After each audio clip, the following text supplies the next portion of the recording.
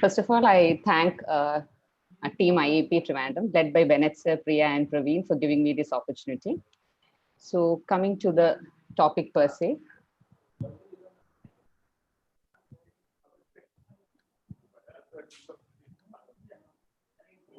Okay.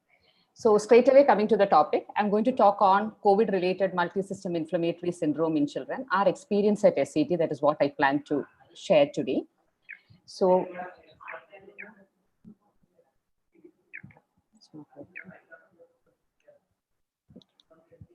So they say, according to Hindu mythology, that every era has a hero, but unfortunately, we haven't found the hero till now. Probably we are looking towards the vaccines to solve our solution this decade.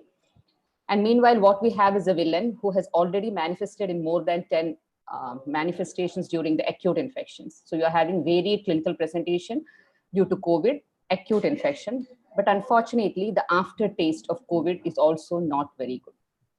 European centers had initially reported a 30-fold increase in Kawasaki disease, which later we found out to be the multi-system inflammatory syndrome that we are talking about.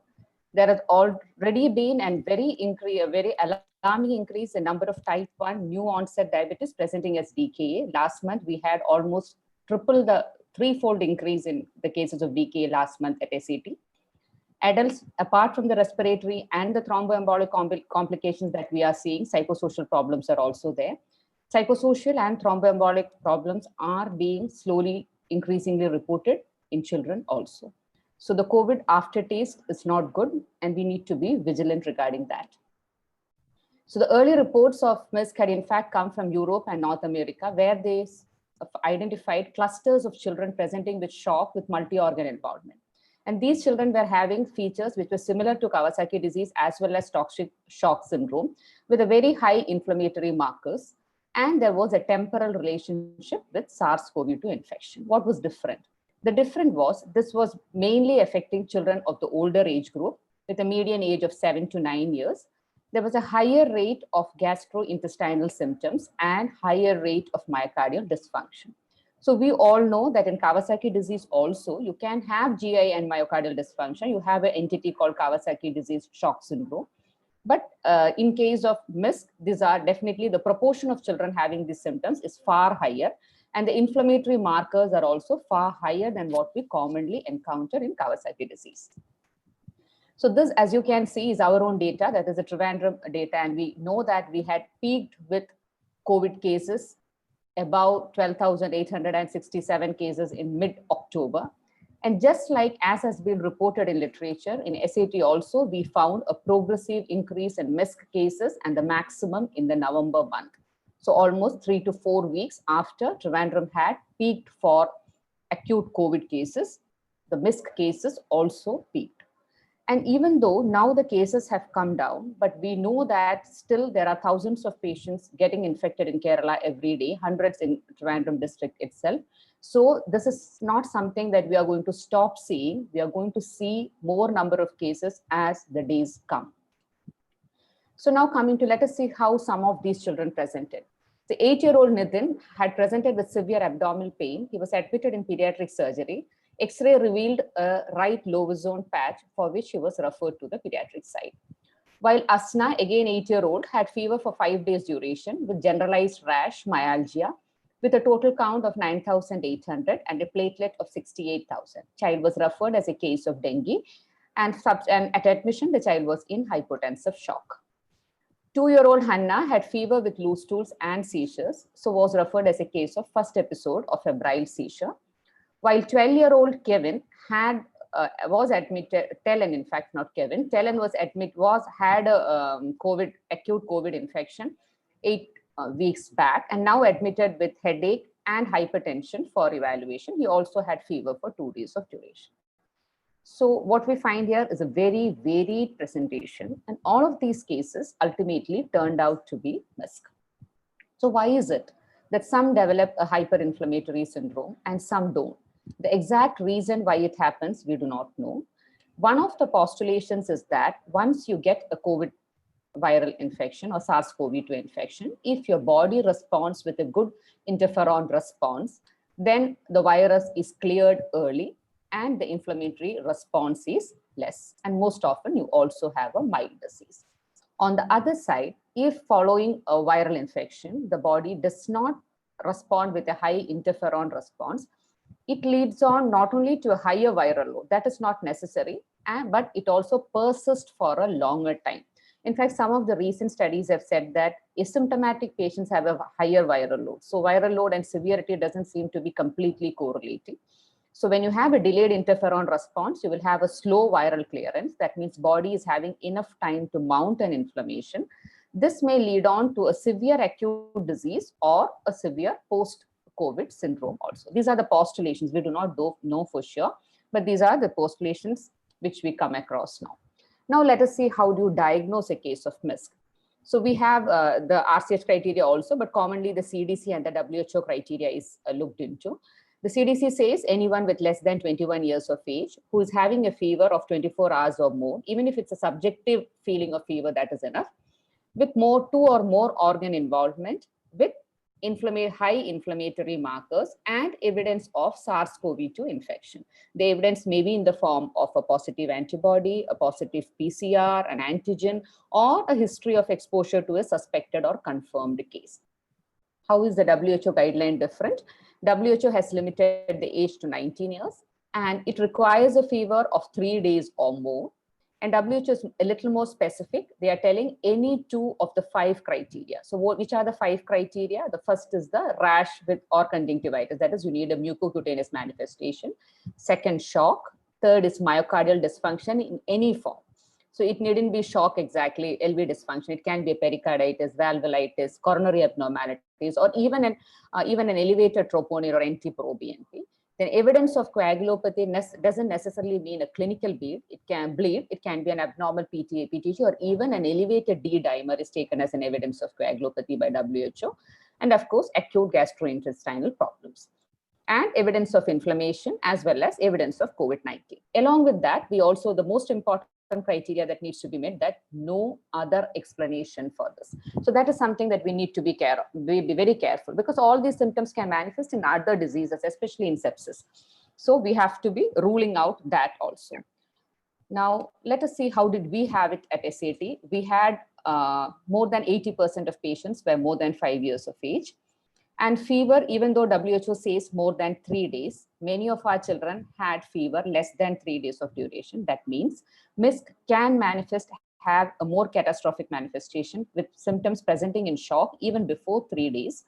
And in fact, one of our child did not give a documented fever before admission. He had a fever after admission, because children may not tell you the subjective fever, and unless the parent detects, especially bigger children, we might be missing that criteria also.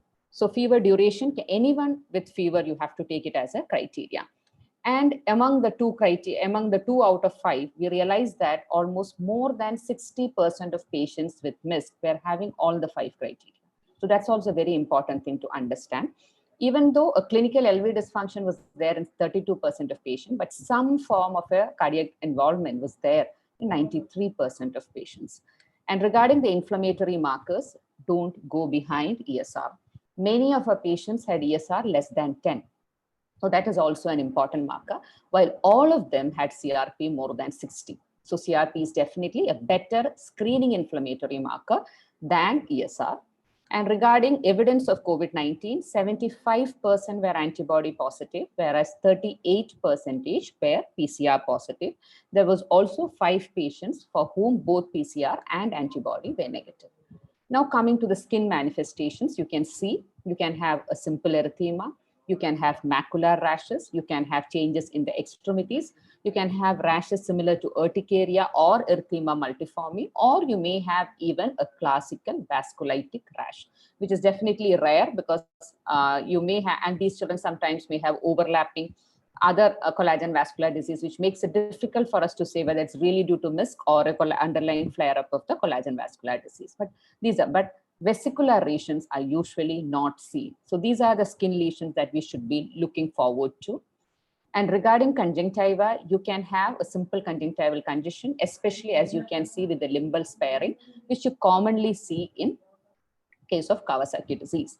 But what we saw in patients with MISC was they can have conjunctival hemorrhage, which may be a small one like this, or which may be very bad like this. In fact, around 30% of our patients had conjunctival hemorrhage, which has not been reported in literature from other studies. And we are almost now taking it as a pathognomonic matter. What was common to children with conjunctival hemorrhage was that all of them presented in shock.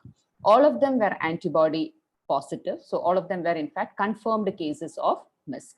So this is one take-home message you can take, that looking for a conjunctival hemorrhage, even though we know dengue can manifest with conjunctival hemorrhage, we know lepto can manifest with conjunctival hemorrhage, but these patients were definitely serology negative for them. And all of them incidentally had platelet more than 1 lakh also. So telling that again, the bleed is not exactly due to a coagulopathy, but probably a vasculitic bleed itself. Now, we have to understand MISC is a master masquerade. What I mean is that only 7% of patients were really referred with a referring diagnosis of MISC, because the symptoms are so overlapping. The commonest, the initial diagnosis was dengue, and some of them presented with fever of 7 days duration. So enteric fever was diagnosed. 2 patients were diagnosed as acute abdomen, and a couple of them had sterile pyuria, which was mistaken as UTI. One of the child was even thought to have an ICSOD because of the altered sensorium and bradycardia that the child had. And of course, septic shock is a very close DD. Allergic edema and pneumonia were also considered as differential diagnosis in patients with MISC. Having said that, now, this we have already seen. What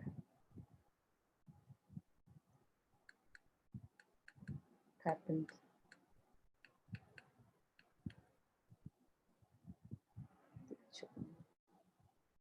I'm sorry, I don't know why the slides are going backwards. So this way where we were.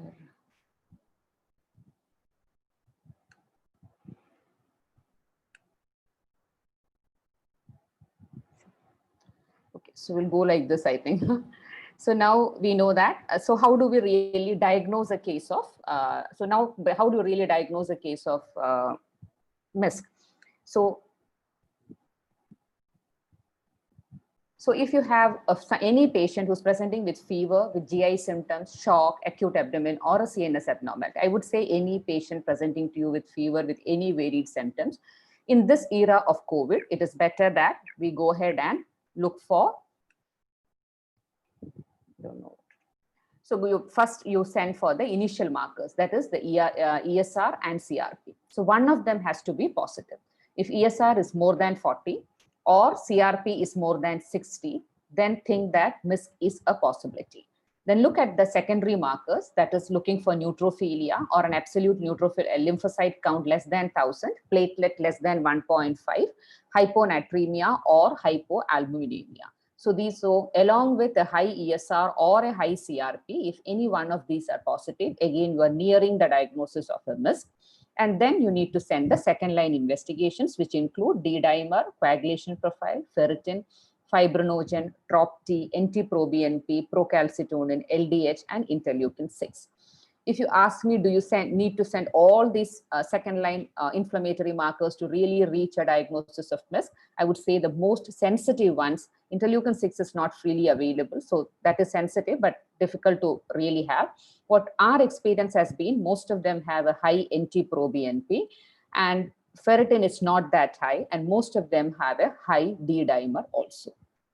Fibrinogen, LDH also have, most patients have, but others are a variable incidence.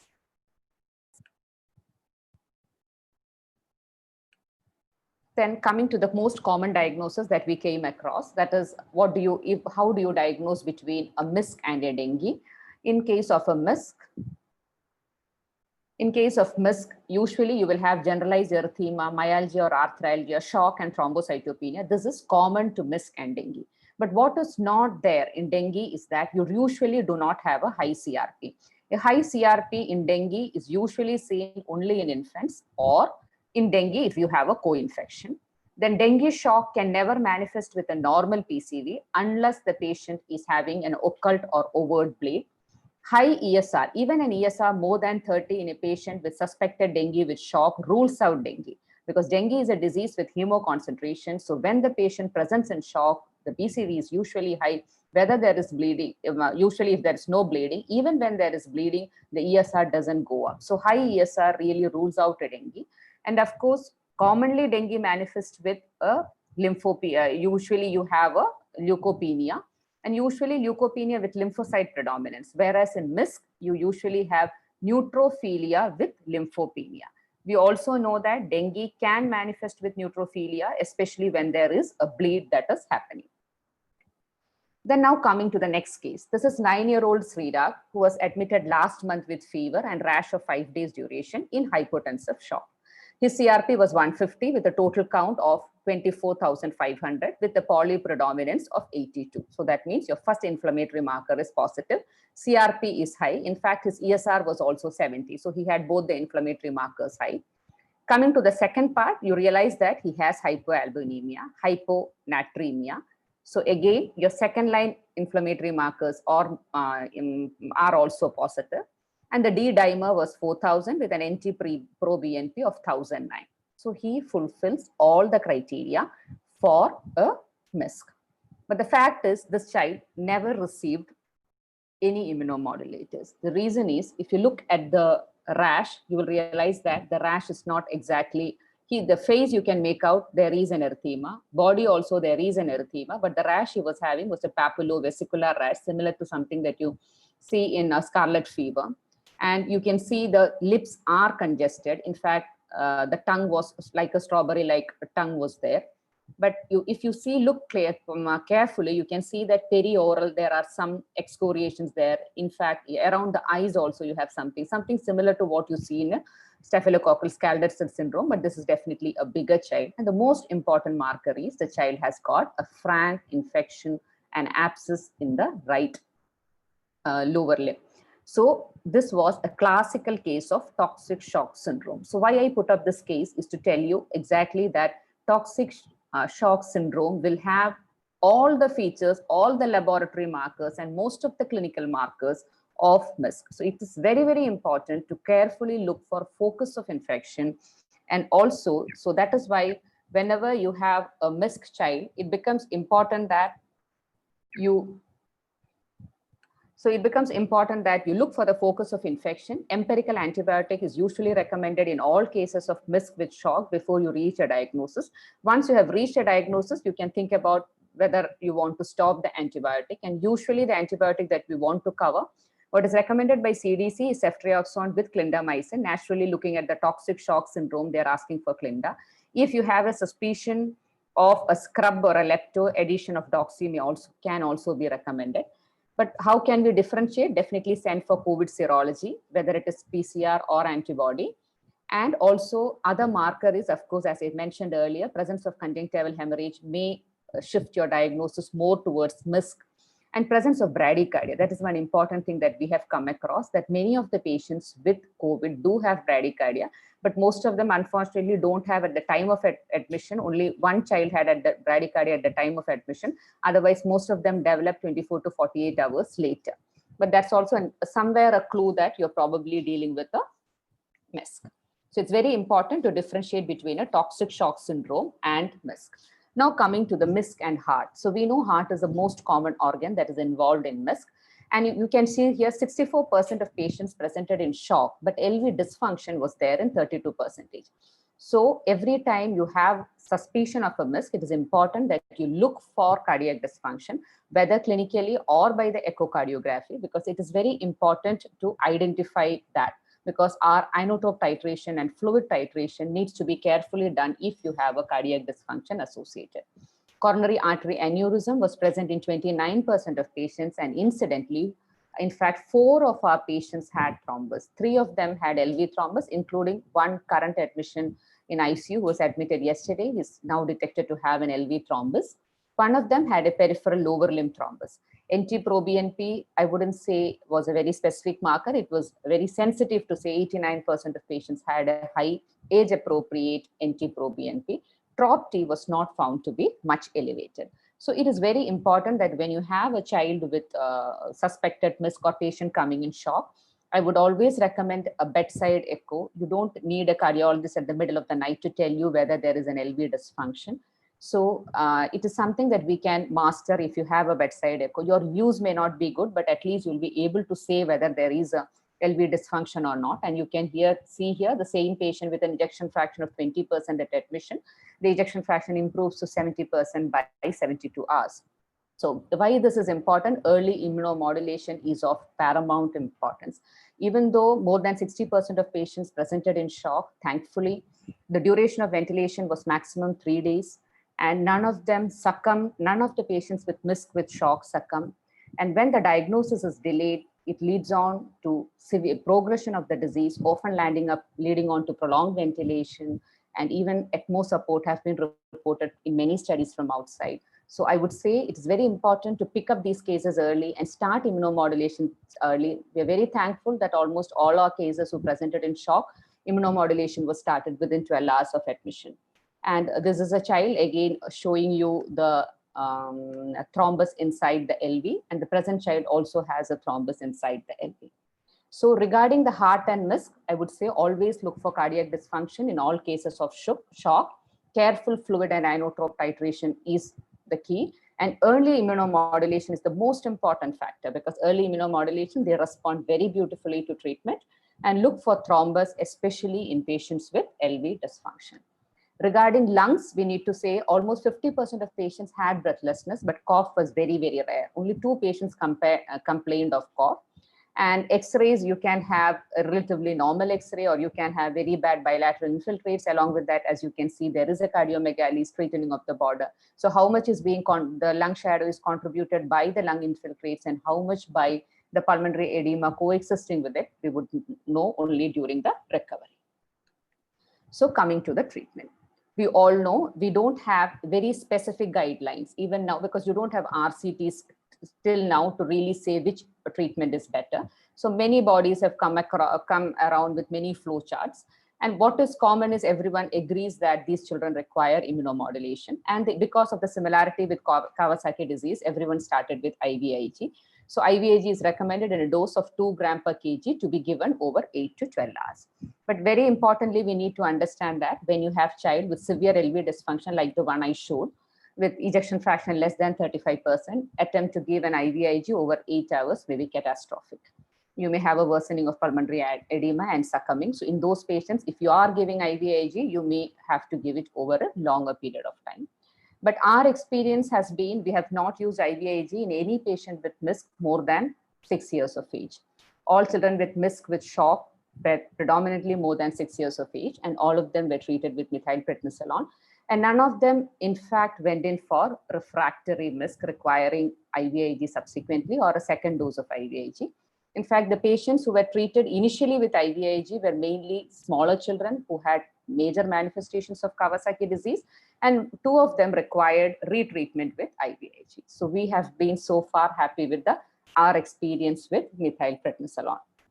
So if you're giving methylprednisolone, it is 30 mg per kg, given for 3 days, followed by prednisolone as 2 mg per kg per day for 1 week. At the end of 1 week, we look for the CRP, and if the CRP is normalized, then the prednisolone is decreased, the rate is decreased, and it is tapered over next 2 to 3 days. And refractory MISC, definitely you have to go for second dose IVIG. What we recommend is, once, if you've given the first dose IVIG, and if the fever is persisting beyond 36 hours, that is when you label it as a refractory KD or a refractory MISC, then the second dose of IVIG can be given. When you're giving the second dose of IVIG, it would be preferable to combine it with steroids. There is no strong evidence for it. But why we recommend steroids with the second dose of IVIG is because of this study, the RAISE study published in Lancet in 2012. It's from Japan by Kobayashi. What they found that in high-risk children means children more than 8 years or children less than 6 months with Kawasaki disease or those presenting in shock, they are the children who are high risk of developing a coronary artery aneurysm. When they combined IVIG and prednisolone, the risk of coronary artery aneurysm had decreased to 3%. And when they gave only IVIG as the initial treatment, the risk was 23%. This could not be replicated in studies from the Europe. So the American Rheumatology Association still does not recommend using IVIG with steroid as the initial treatment. But this is something that we can take into account when you're dealing with a refractory MISC. Other options include infliximab, tocilizumab, anakinra, even cyclophosphamide. Thankfully, we didn't need to move on to these. Then coming to the other drugs, supportive drugs that we usually use in MISC, one is aspirin. Anti-inflammatory dose of 30 to 50 milligram per kilogram per day till the fever subsides is recommended used to be recommended in Kawasaki disease, and now it is debated even in KD. Some feel that it is enough to start with the antiplatelet dose. We have used anti-inflammatory dose in only 2 patients, and both these patients had incomplete KD. And in other cases with MISC with shock, we have not used the anti-inflammatory dose. So if we're using the anti-inflammatory dose, it needs to be continued till the fever subsides. And once the fever subsides, come back to the or decrease the dose to 3 to 5 mg per kg. That is the antiplatelet dose. But when you're using aspirin, it's important to see that the platelet count is more than 80,000 and the liver functions are normal. And it needs to be continued for 4 to 6 weeks, irrespective of ideally whether your coronary artery involvement is there or not, because at 6 weeks, you can look for the repeat coronaries. And if the coronary echo is normal, the aspirin can be stopped. In one of our patients, according to the ZISET score, you did not have a coronary artery involvement, but echo findings were showing an echogenic coronaries with non-tapering. But subsequently, the echo done at the end of 2nd week showed a coronary dilatation. So it is important that MISC children, you follow up them closely to see that whether they're subsequently developing a coronary artery involvement or not. Regarding anticoagulation, low molecular weight heparin is the preferred anticoagulation. So any patient with cardiac dysfunction, especially ejection fraction less than 35%, definitely start low molecular weight heparin. We routinely give for all patients with MISC with shock, because most of the patients with MISC also have transaminitis. Very significant proportion, 67% had elevated liver enzymes. So that is the reason why we usually don't start aspirin and we go for a low molecular weight heparin. If there is a documented thrombus, then the patient requires both low molecular weight heparin and aspirin. And if it's a documented thrombus, the minimum duration of low molecular weight heparin or systemic anticoagulation is 3 months. It's not necessary that you continue with LMW. You can later shift on to oral warfarin and monitor the PT-INR. If there is a large coronary artery aneurysm, more than 10 ISET score, then also low molecular weight heparin is recommended with aspirin. Previous history of a thrombosis in the coronary mounts for triple therapy, which we have not come across till now. What about antiviral? That's one important question. As I already said, 36% of our patients, that is 10 patients, had PCR positivity while they were having MISC with shock. Among these 10 patients, remdesivir was used only for 1. There are 2 reasons why where we did not go behind antiviral in MISC. One is because most of them had a hepatic derangement. So remdesivir being hepatotoxic was not considered. The second is, for 8 patients who were PCR positive, we had sent COVID antibody, and COVID antibody was positive in all the 8 cases. So what does that tell you? That tells you that even when the PCR is positive, the antibody is positive, indicating that it's probably the immunological response that is causing the MISC and not the viremia. So we would suggest that rather than going behind an antiviral, we need to be more vigilant on immunomodulation. And this finding has been, in fact, documented in the weekly report published by CDC in August 14, where they found that 203 patients with MISC with MODS between March to July, 98% of patients with MISC with shock and MODS had SARS-CoV-2 antibody positivity, irrespective of whether they had the antigen positivity or not. So it is important to understand whether you are having an RT-PCR positive. MISC is essentially an immunological disease where immunomodulation is more important than the already doubtful antiviral treatment. So coming to the final take-home message, consider MISC in this time of COVID as a differential diagnosis in all patients with shock.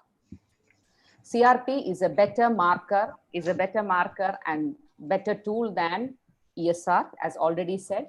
MISC is a great masquerader, both underdiagnosis and overdiagnosis is a possibility, and we need to be vigilant regarding that. Timely diagnosis and early immunomodulation is the key to a good outcome with MISC.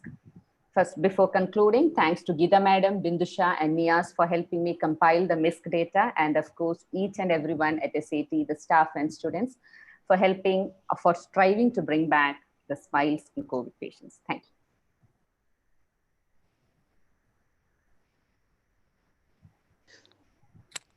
Thank you, Shrija. Ajit sir. Yes. Because Shrija has gone a little faster. Maybe you can refer to the MISC protocol that I think it can be circulated among the members, because we had an SAT protocol for MISC management.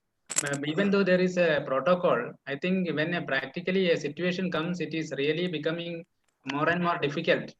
And these protocols are mainly to guide you, but you can also you can make your own changes according to the experience and availability and all these things. We had actually we are getting, see, there is one question I want to, because we are getting the antibody positive need not always be there. There is a contact with a suspected or a probable patient is enough. In our endemic this situation, anybody can be that person. And even if you are not getting any of the tests for COVID positivity, but at the same time you are getting fever and inflammatory markers, how will you approach to that particular problem?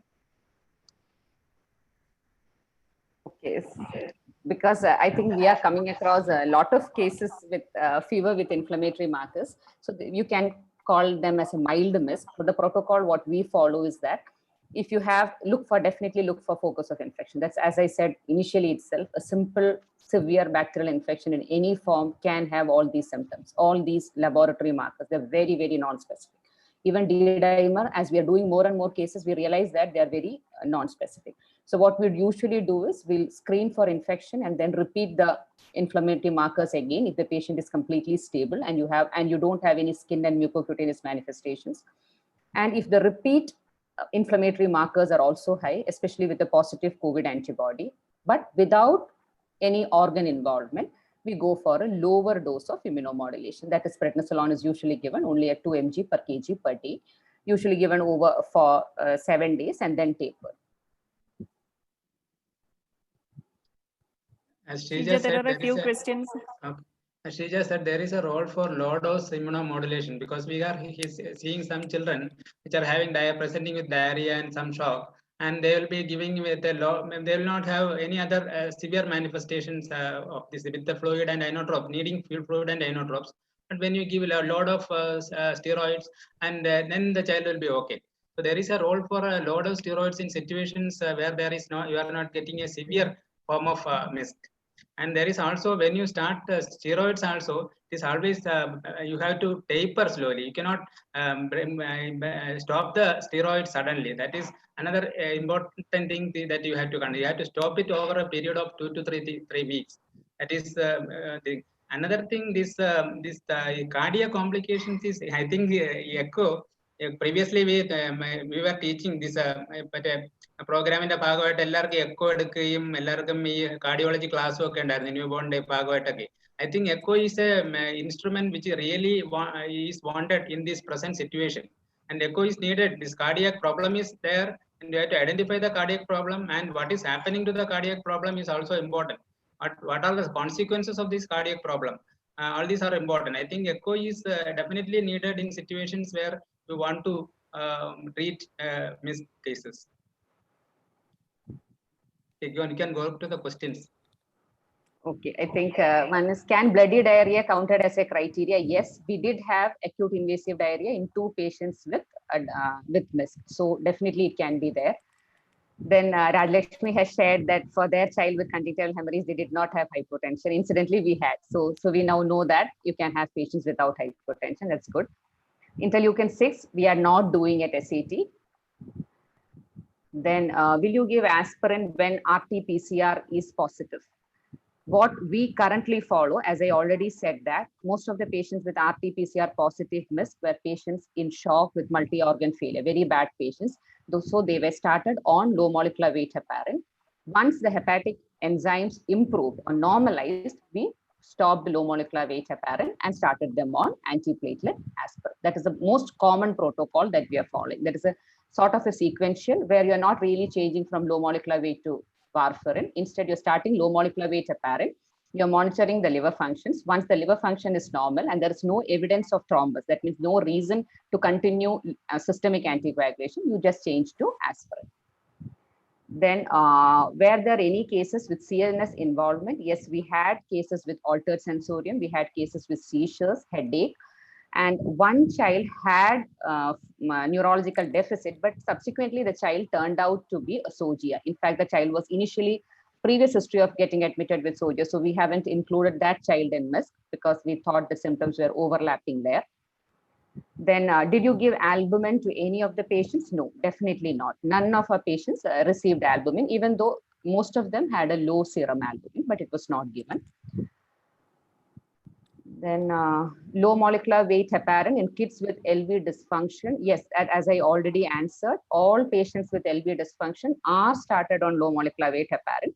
Our protocol is we start with the prophylactic dose, that is 1 mg per kg sub-Q OD is started. If we detect a thrombus, then it is made BD. That is treatment doses given.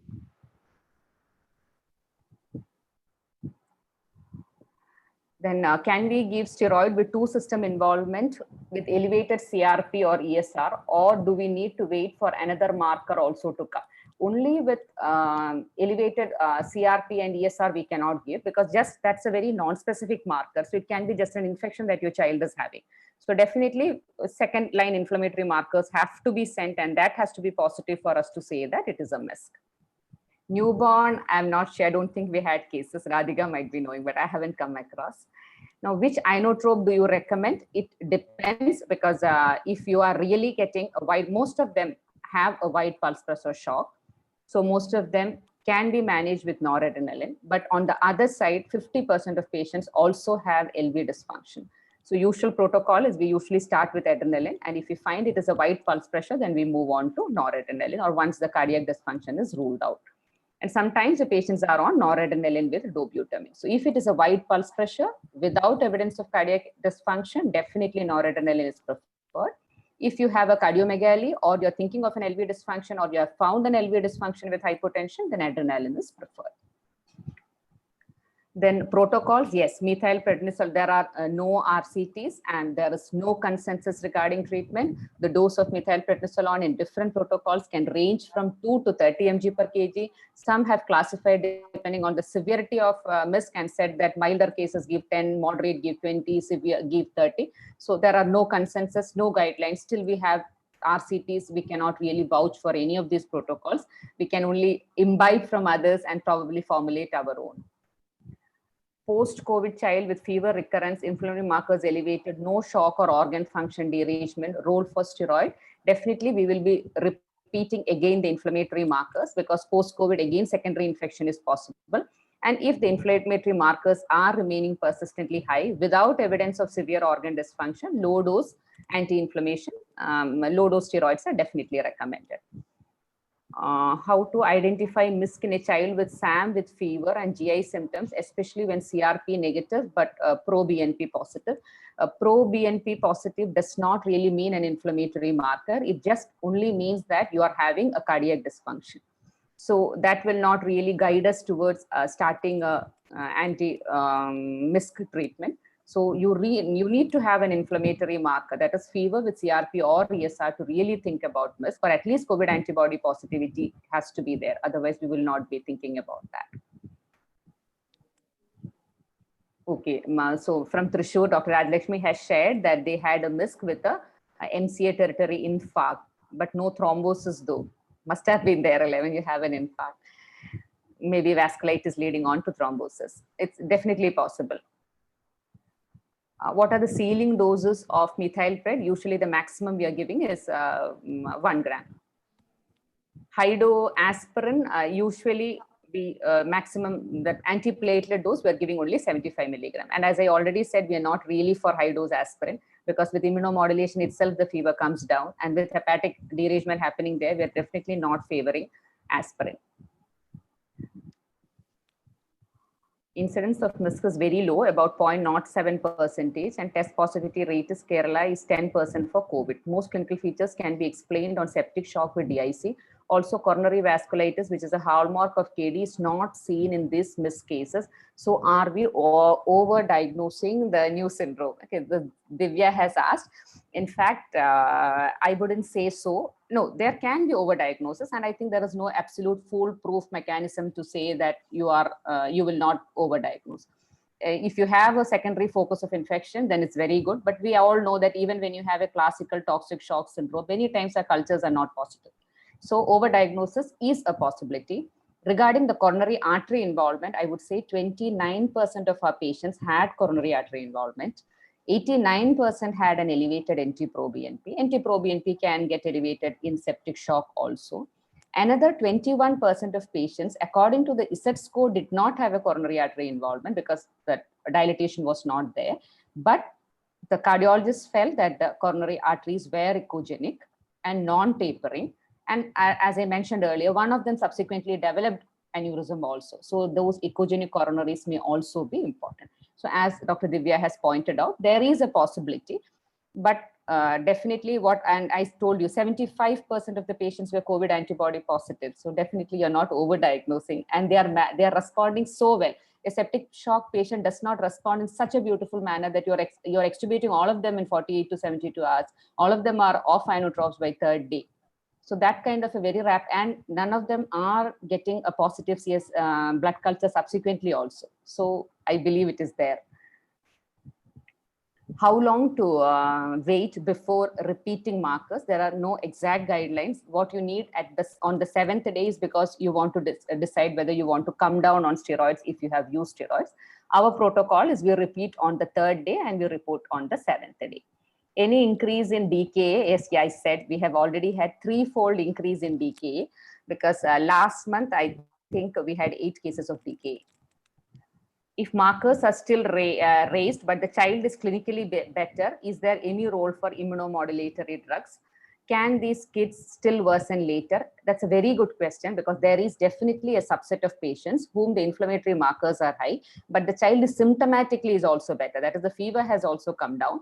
So in those patients, we prefer to wait and of course an echo to look for the coronary artery involvement. And if the D dimers are very high, we think of giving a anti-platelet dose of aspirin. But if there is fever, definitely there is a role for immunomodulation with low dose steroids. What was the indication for mechanical ventilation? Indication for mechanical ventilation, 4 patients require mechanical ventilation, and all those 4 patients were multi-organ failure, cardiogenic shock with respiratory compromise. So it was both the shock as well as respiratory. And the important thing, again, I'm stressing, even when you are having all those lung infiltrates, they are not COVID pneumonia, they are responding to immunomodulation. Any of the DKA kids for whom we had sent serology, it was not positive. The literature is definitely telling that serology positivity is there in DKA patients, but for the patients that we sent, we did not send for all because initially we did not realize that it was going up, the incidence was going up. When we had one single day, you are getting 3 and 4 patients with DKA, we realized that it's going up. And then when we send the serology, we haven't got positivity there. Reminder? Thank you, Shrija. That was the last question. Yes. I think I have one thing to say because this GI symptoms like COVID, severe COVID, you are getting some pneumonia, respiratory system involvement. But here in MIS, you will get a GI symptoms, skin manifestations are very important. We have got a child with PEM with skin manifestation and diarrhea. We thought the child is having complications of PEM. Actually, that was a case of MISC. And overdiagnosis, I think it's not a much problem. We are definitely making overdiagnosis, but what is important is you have to look at the clinical condition of the child and inflammatory markers. And if you want to treat the child, treat according to the condition of the child. Okay. Because the tired approach, as Shrija said, the tired approach is usually in well children. The children with life-threatening complications, there is no tired approach. You have to look at the tier 1, tier 2 also will do, and look at the condition, and you will start. You will be starting immunomodulatory treatment depending on the seriousness of the child. If the child is not serious, you have to go by the tired approach, and you can start the immunomodulators as and when required. Okay, thank you very much for the session. Thank you, Dr. Narayan sir, state IFB president was with us. Thank you very much for seeing you. Okay.